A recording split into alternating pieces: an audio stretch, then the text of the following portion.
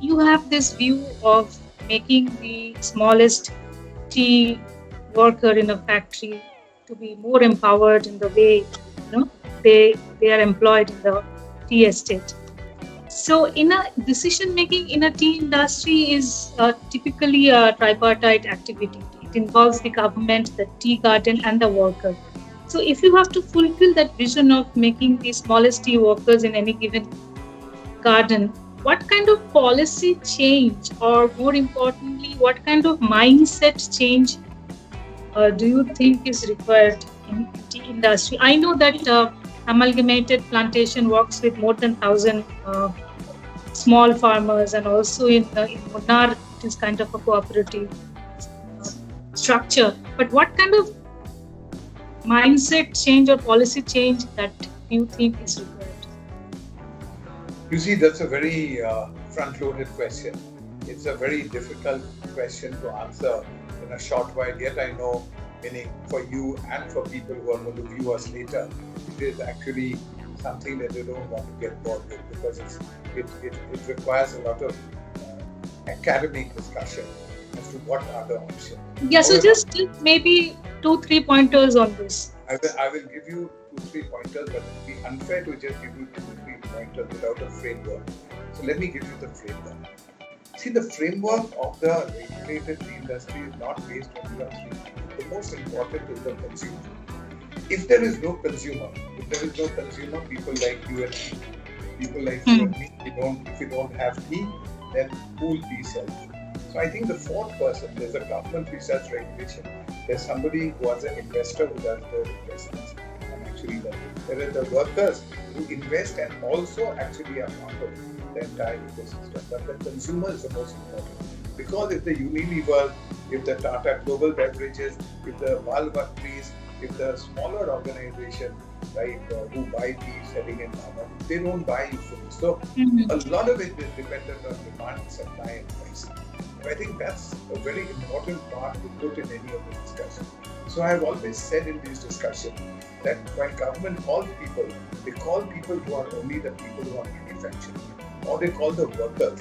But the workers and management and investors sit on the opposite sides of the table. They never sit alongside. So Tata's and Amalgamated had a move.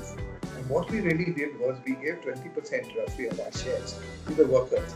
But that has not worked very successfully so far, because the tea industry 5 years ago went into a depression. What does that mean? That means our cost of manufacture was higher than the cost of recovery. As a result, there was a gap, and as a result, we make a loss. Now, that loss is for many reasons. One is productivity, as I alluded to. The other is the fact that we're not getting enough from the consumer. And that consumer forces have been upset by the apple cart of 52% being from smaller growers, who I do not say make bad quality, who I say make quality at a more affordable price. And therefore, we are challenged by making the same tea and not having a differentiation to get a bigger price. So I think that's really where it is. To change all this, of course, a mindset change is required. The mindset is being changed by what I call the democratization of thought. Because every worker and his child has a mobile phone. Mobile That phone. mobile phone has got information. That mobile phone has movies. That mobile phone has news. That mobile phone is already affecting that change. The mindset change is to have a different lifestyle. I'm not saying better. After Corona, you don't say the lifestyle in cities is not really better, because people who are not in cities are in a much better format and much better way than people in cities. But they dream to have a bigger house, bigger education, better healthcare. So they dream for universality of everything that is in urban areas, which people dream of, as is depicted by communication or advertising and things like that. So I think the mindset change or the mindset want is already there. So I think that if you park that for a while. Now, what coming to the investor? As an investor, if I've had a tea garden and I've paid for it, my thing is that I want something within this framework, because that's my comfort zone. But actually, what is required is to make sure that we become the same as the small growers and make every single worker a small grower. And actually, there should be a division between making the teas and actually growing the teas. So if you grow the teas and actually pluck it and give it to a manufacturer, as is done in China, as is done in Africa, you will find that they will suddenly become owners and they will have their own houses and they will have their own structure of housing, education, and healthcare. I think all of this can be done jointly and it may take a 10-15 year period by which it happens. And I just believe that is not an easy change because this is a social change with people. There are unions, there are investors. Investors will say, why should I give my land away? Who will pay me back? Government will say, we don't have the money. So it's a complicated discussion. But if you had to, in one way, just describe what the utopian tea estate, the regulated one, will look like, it will look like that where every worker will be owners of the tea estate, they'll be owners of the infrastructure and they create their new panchayats and they will own their house and get all government schemes for housing and rural and agriculture delivery. That itself will take down the price a little bit and that will make suddenly in one swoop everybody an entrepreneur. So they will start competing with the people who are there. The question is, the entire debate will be that what about their security? What happens if tea goes down? What happens if now? Who will pay them for the tea estate? Meaning, will they get the current fee if they're getting roughly 300 to 400 rupees in total per day, and they get about 9 to 12,000 rupees. In fact, sometimes 15 in the season, plucking a lot more. Is that will they be able to get the same kind of livelihood? So the issue is around all those issues. Who will buy? What will the government dismantle in terms of rules and make it better? Yes, it is attractive to have your own house, but will they be able to earn enough to manage their own house? Will they be able to appeal to the government and get all their schemes so that there is no poverty? So there's no poverty and they actually have a livelihood which may be better, not dictated by money, so that they have access to the best healthcare, best education, and option to choose a life. So the universal income, if it is managed that way, the universal home style is managed that way, then I think that we have a model up for debate, if not for actual action. Yeah, so it's a fine battle among a lot of things. Hopefully, things will move that way. As you said, it will take about 10-15 years if the industry people really take stock of that and start working on that. Correct. Right. Okay. I know that you are a social entrepreneur, and when you are talking about your talking just a while back, you have been using this word social quite a few times. So also when I talked to you previously, you mentioned about biodiversity. You also mentioned something called cultural human diversity. So are they kind of related? If they are, how they are connected? I have never heard the word called cultural human diversity. So I kind of really liked and would like to know more about what is the connection between the two. That again is a full new subject. It could be a whole series which I'm happy to do. But I can tell you this much. What is culture? Culture is a whole plethora of communication with people. The whole way how you eat, the whole way how you live, the whole way how you clothe, and the whole way how you write. Your entire feelings actually come out in processes like that. My situation is that if you look at it, the Northeast is actually a potpourri of, it's an amalgam. And if you really look at the tea garden, there's a cultural diversity which there is short of none. There are people from Andhra, there are people from Orissa, there are people from Chhattisgarh, there are people from Jharkhand, there are people from Bihar, there are people from Bengal, and there are people local Assamese. So there's 7 communities already who have different thoughts, different cultures, who have different languages. That is one. Assam itself has about 20 different tribes. A little bit, they may have all been from the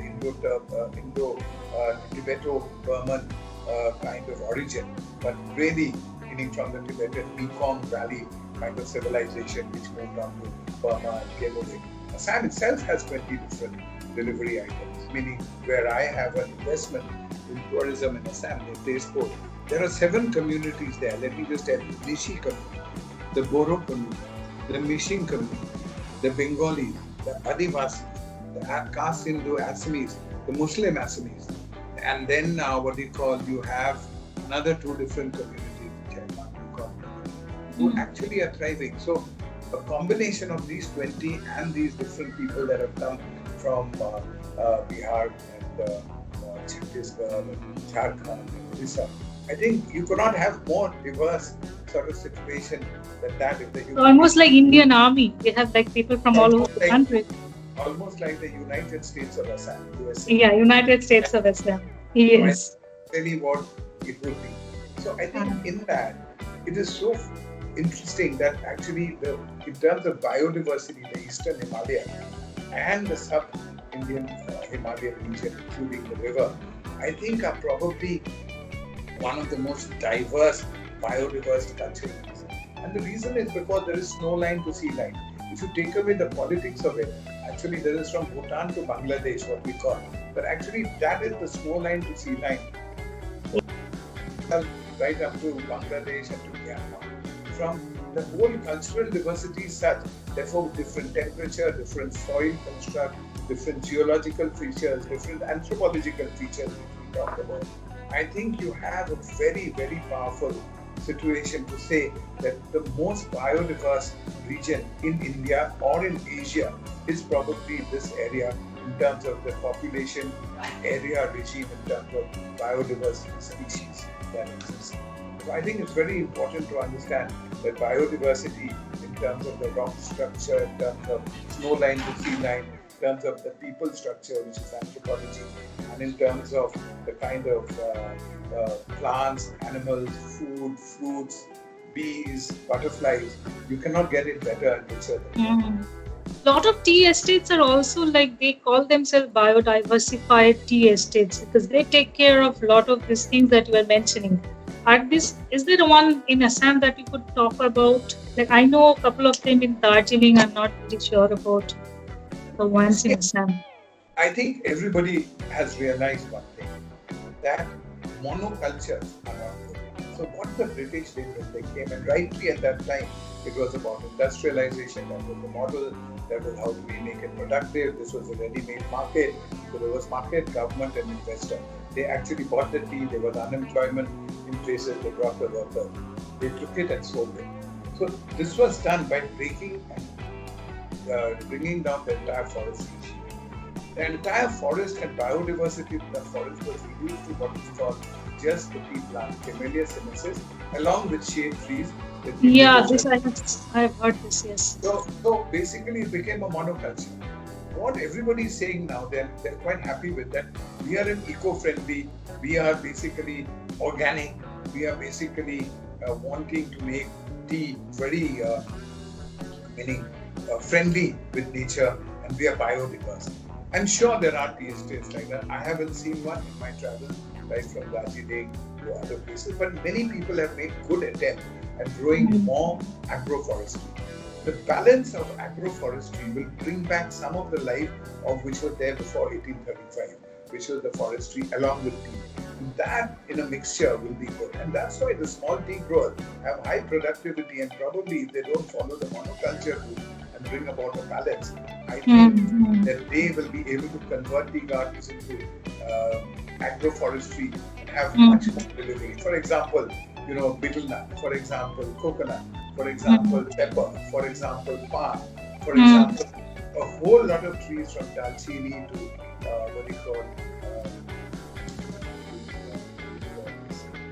long elaichi, whatever is possible to actually do there is possible. And therefore, small tea growers have that already. So they have multiple cropping by default. So now, from a monoculture, you move to agroforestry and a biodiverse delivery system, which will be very, very impactful and interesting in terms of the tea culture. There are attempts to make it.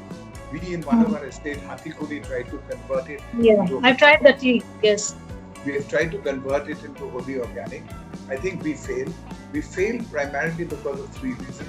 We didn't know how to convert it. I think it was lack of knowledge for us. It was not a lack of knowledge for the tea industry, but there was nobody who knew how to collect an estate which was over 100 years old, non-organic, back into organic. That's a very tough discussion and a tough decision and a tough action plan to follow. Because the earth itself had to change, the roots had to change, the water within that had to change. There was a whole 100 years way of cultivation and then go to organic. As a result, if we were producing 1600 to 1800 kilos, that was the garden's model was based on that. and the profitability was great. It dropped to 600, 400, 500 kilos per acre. So we never got any encouragement to make sure it was that. And the front end price didn't go up as much. So if the front end price we got 200, 250, our front end price to break even at that level of 600 was over 800 or 900 rupees a kilo.